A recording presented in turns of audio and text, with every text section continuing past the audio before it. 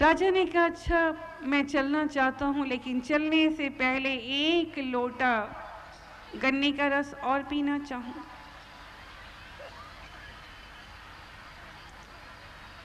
वो किसान गया, गन्ने पे गन्ना तोड़ता रहा, लेकिन ना रस निकल रहा था, ना लोटा भर रहा था। बड़ी मुश्किल से आधा लोटा भी नहीं भरा होगा। राजा के सिपाही ने कहा, जल्दी करें, बादशाह सलामत चलना चाहते हैं। वो दौड़ता हुआ गया, माई बाप, लोटा नहीं भरा। अकबर बादशाह ने कहा,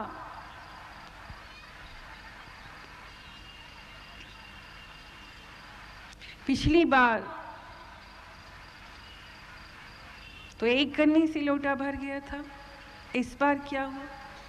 किसान सीधा था और उसने कहा, मैं नहीं जानता माई बाप, आप ही के मन में कोई विचार आ गया होगा। आपका मन साचा था, आपके लिए गया था, एक बार में एक गन्ने से रस भर गया। अकबर कहते हैं, नीति शास्त्र का बहुत बड़ा ज्ञाता था। उसने मन ही मन विचार किया कि ये तो सच है।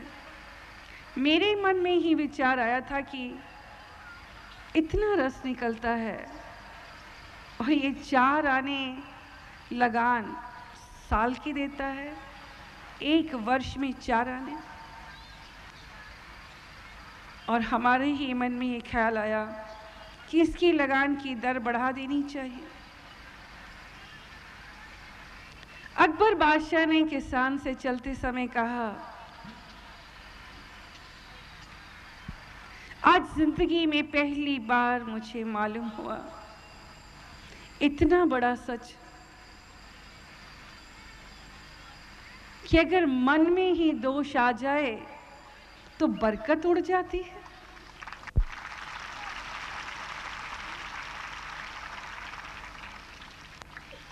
जी हाँ बच्चों,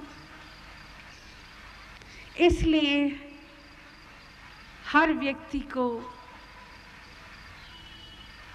चाहिए कि उसकी पूजा मुकम्मल तब है कि वो हर दिन संकल्प करे कि आज मैं ये अच्छाई धारण करूंगा और इस बुराई का त्याग करूंगा। और यही गुरु के चरणों में सच्ची इबादत है, सच्ची पूजा है।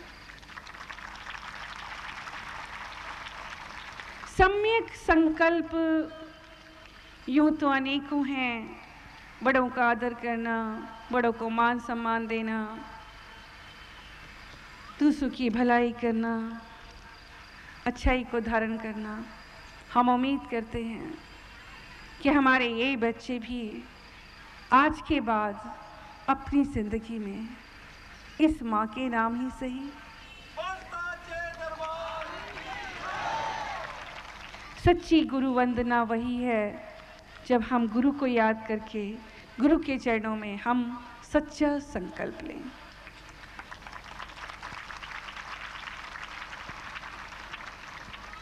बच्चों, अब आता है, गुरु आपको सिखाता है सम्यक कर्म करना। सम्यक कर्म यानी कि मेरा मुझ में किछ नहीं, मेरा मुझ में किछ नहीं, जो कुछ है सो तेरा, तेरा तुझको सौंप दूं, क्या लागे मेरा।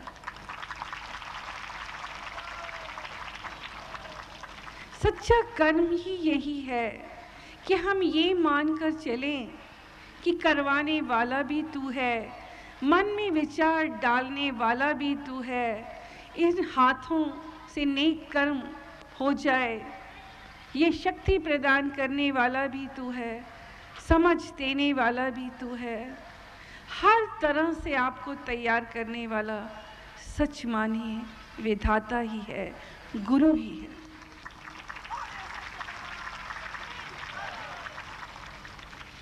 पर सांसारिक प्राणी के मन में भाव तो उठते हैं। बहुत से लोग हैं जो कर्म करते हैं, लेकिन वो कर्म जहाँ भक्ति नहीं, जहाँ प्रेम नहीं, जहाँ ध्यान नहीं, जहाँ ज्ञान नहीं, वो दिशाहीन हो जाते हैं। इसीलिए गुरु कहते हैं कि वो कर्म सत्कर्म नहीं बन सकता जब तक हम गुरु से प्रेम करने वाले ना बने। यानी कि हमें प्रेम योग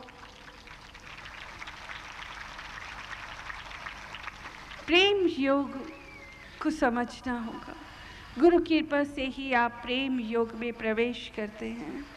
श्री कृष्ण ने भी प्रेम योग का महात्म भक्ति योग, ध्यान योग और ज्ञान योग पर बहुत समझाया है। जहाँ प्रेम होता है वहाँ निष्काम भावना से हम सेवा करते हैं। वहाँ स्वार्थ नहीं होता, वहाँ त्याग का जज्बा होता है, कुर्बानी होती है और प्रेम करने वाले को दूसरों के लिए कर्म करने में सुख मिलता है।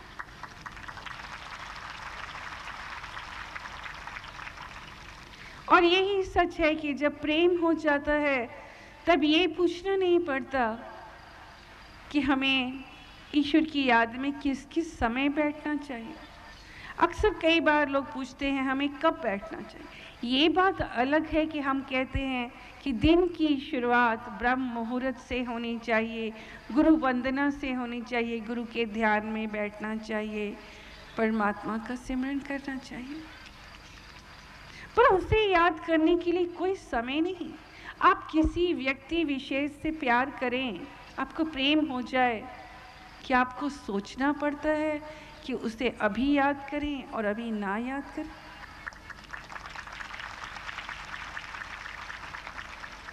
वो हर पल, हर घड़ी, हर लम्हा, हर क्षण उसकी तस्वीर आपकी नैनन में होती है, आपकी आंखों में। आप लाख चाहें भी तो उसे भुला नहीं सकते। आप उसी के तसव्वुर में, उसी के ख्यालों में, उसी के वजूद में, उसी के हो के रह जाते।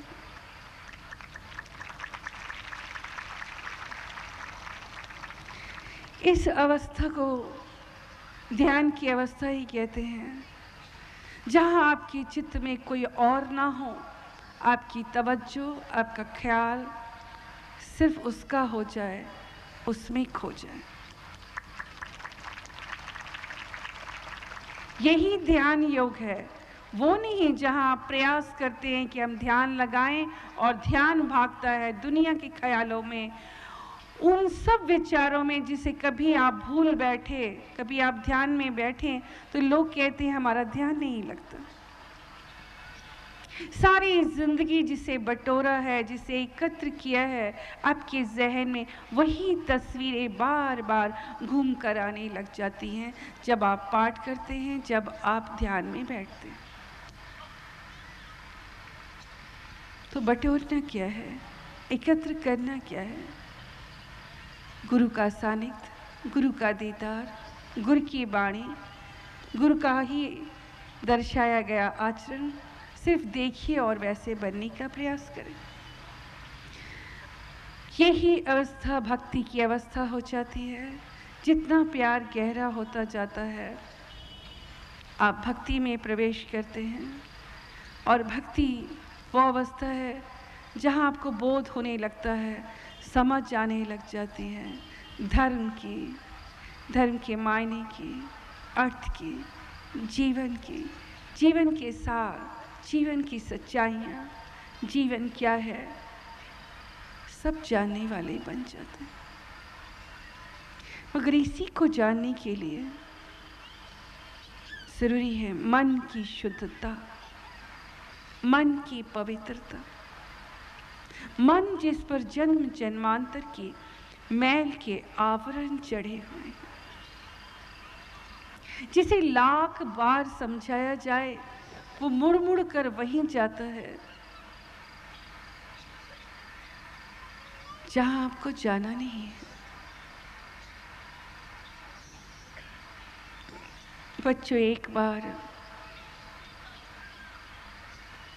संसार से ही परेशान एक ऐसा व्यक्ति जिसने गुरु का पहली बार दीदार किया,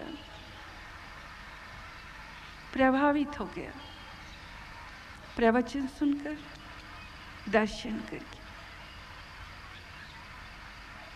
और गुरु से कहने लगा कि मैं आपके शरणागत होना चाहता हूँ, आपके साथ रहना चाहता हूँ, आप ही के आश्रम में, ताकि आपके दर्शन होंगे, आपके विचार सुनूंगा, ध्यान में बैठूंगा, मेरा भी जन्म सफल हो जाएगा, मैं भी परम तत्व को पा जाऊंगा। गुरु अच्छी तरह जानते थे कि ये प्रभावित हुआ है, भाव बने हैं। बच्चों, भाव का क्या है, वो बनते और बिगड़ते रहते हैं।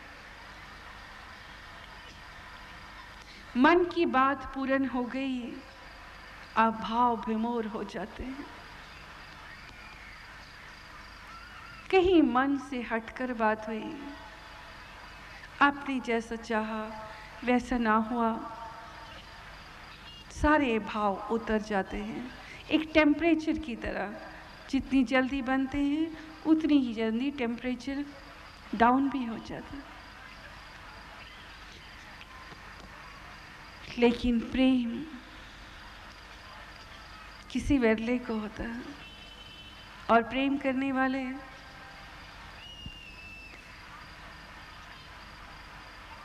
प्रेम के रंग में ऐसे रंग जाते हैं कि वो लाख चाहे भी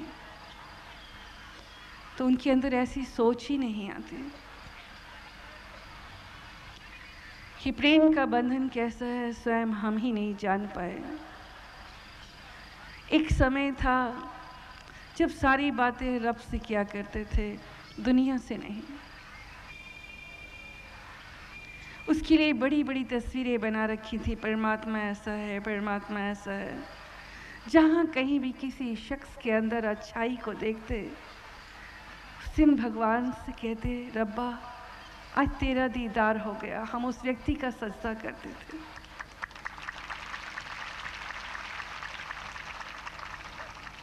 जहाँ भी अच्छाइयाँ देखी, उसका सजदा किया और ये मान लिया कि आज रब का दीदार हुआ, रब ऐसा ही है। अनेकों सवाल कि रब ऐसा है, रब ऐसे देखता है, ऐसे सोचता है, वो हमें पढ़ता है, हम वैसे बनते चले गए। जहाँ हर बात उससे कहते थे उसका जवाब भी मिलने लगा, बहुत डरने और सहमने लगे, बहुत ज़्यादा कॉन्शियस होने लगे। एक दिन आया जब उसका दीदार हो गया। अब ये हाल है कि मन में कोई ख्याल भी आ जाए अपने लिए तो मालूम हो गया है कि वो ख्याल पढ़कर जान लेता है। अब उससे अपने मन का दुख भी कहना अच्छा नहीं लगता, बस चाहते हैं कि वो सुखी रहें। दुनिया का इतना दुख देखकर वो खुद परेशान है। हम कहीं थक जाएं या हमारी कोई खुद की प्रॉब्लम हो, हम उससे नहीं कहना चाहते। ये प्यार की कैसी अताह है, गहराई है, और भी बहुत कुछ है। हम दोनों एक दूसरे के फीलिंग्स कैच कर लेते हैं, इनर फीलिंग। अपनी फीलिंग को भी कई बार छुपाना चाहते हैं, कहीं रब ना पढ़ ले। फीलिंग से मतलब है कहीं अगर आपको दर्द हुआ, कोई ऐसा हादसा, तो अंदर एक फीलिंग, दर्द के एहसास, हम उसे भी चाहते हैं कि हम रोक लें।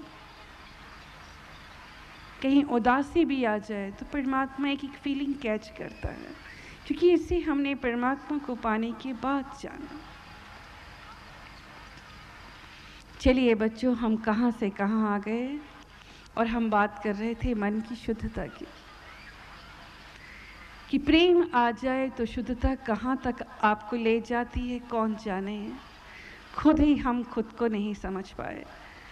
तो जिक्र कर रहे थे कि मन की शुद्धता जो सिर्फ प्रेम से आती है वो कोई विरला पाता है। सांसारिक प्राणी अपने अनेकों जन्मों की परतों के कारण बार बार फिसल जाते हैं, किंतु उन्हें बहुत जल्दी इस बात का अभिमान होने लगता है। अगर कोई कर्म कर जाएं तो उन्हें लगता है कि हम इतने समय तक रहे, हमने इतना अच्छा कर्म किया।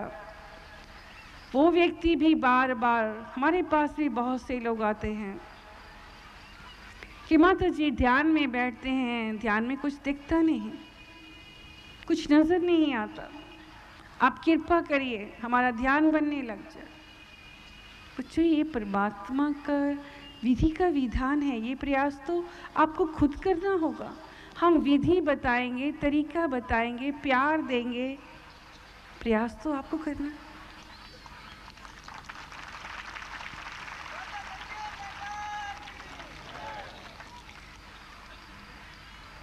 बच्चों, ऐसा ही हुआ। वो व्यक्ति जो गुरु से प्रभावित था, गुरु के पास रहा, 5 साल गुजर गए। गुरु जी के पास आया, कहने लगा, गुरु जी 5 साल हो गए आपके पास रहते हुए, अभी कोई बदलाव नहीं आया, कोई दर्शन नहीं हुए, कोई अनुभव नहीं हुआ। गुरु जी ने कहा कि मैंने आपको पहले भी कहा था, जब उन्होंने रखा तो उन्होंने पहले भी कहा किसी प्रकार का प्रश्न नहीं करना है, जो कुछ सिखाया जाए, जो शिक्षा दी जाए, बस उस पर आपको अमल करना है, आचरण करना है, धारण करना है। और जब गुरु आपको उसके काबिल समझेगा, योग्य समझेगा, तो आपको अनुभूतियाँ होने लग जाएंगी। गुरुजी ने कहा कि मैंने पहले ही कहा था, जब समय आएगा तो स्वतः आपको अनुभव होगा, जब आप इसके योग्य होंगे। अभी आप 5 साल और रुके, क्योंकि दुनिया से वो दुखी था, इसलिए गुरु का हुक्म मानकर सोचा कि यहाँ रहने में क्या ऐतराज है। कहते हैं 5 साल मन मार कर, जी हाँ, यहाँ बताना चाहेंगे कि प्रभु के ध्यान में भी बैठते हैं तो कई बार मन मार कर बैठते हैं, कितना समय हो गया, हम कितनी देर के लिए बैठे हैं। बच्चों, ये भक्ति नहीं है। कि कई बार शिष्य दावा करता है कि हम तो रोज बैठते हैं, रोज आते हैं, रोज दर्शन करते हैं, हर नियम का पालन कर रहे हैं, पर हमें अनुभव क्यों नहीं हो रहा। पर सच ये है कि जिस नियम का पालन कर रहे हैं वहाँ भी आपका मन कहाँ था। मन वहाँ टिकता नहीं, मन वहाँ ठहरता नहीं, बल्कि उकता जाते हैं कि इतनी देर के लिए बैठाया गया है, ये समय कब पूरा होगा और कब हम यहाँ से उठकर जाएंगे।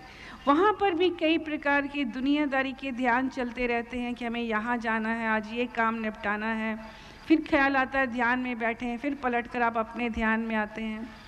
मन को बार बार आप बांधते हैं, बार बार मन दौड़ता है, कभी बाजार, कभी काम, कभी पत्नी में, कभी घर में, कभी पति में, कभी बच्चों में।